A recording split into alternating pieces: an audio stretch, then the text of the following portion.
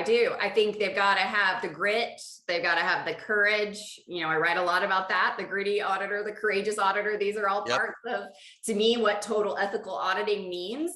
And let's talk about that real quick. Sure. What does that term mean to me? I broke it into several parts in the book. Number one, we need to think and plan like a fraud examiner. You know, where are the potential ethical risks? One of the major questions I always get is what's the difference between ethics and fraud? You kind of teach on both, all your trainings talk about both. I love that question, by the way. And here's what I say.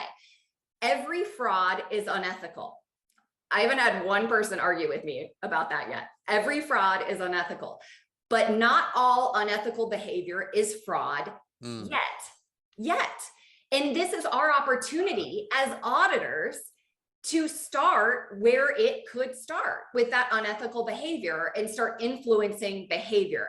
And I think let me put it this way too, there is so much more opportunity for auditors to get involved in ethics preventatively, proactively, versus come back and audit it afterwards too.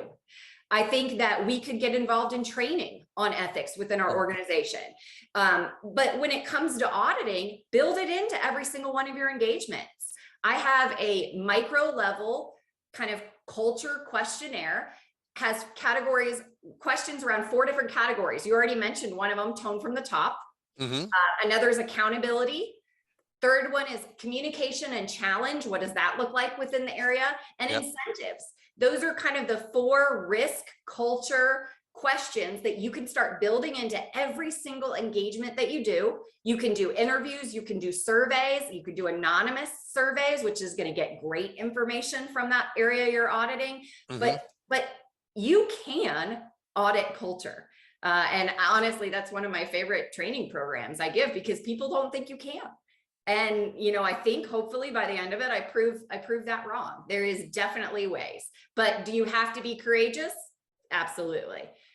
Because this is a topic that is scary to management. However, if they tell you you can't audit culture, that's a red flag to begin with.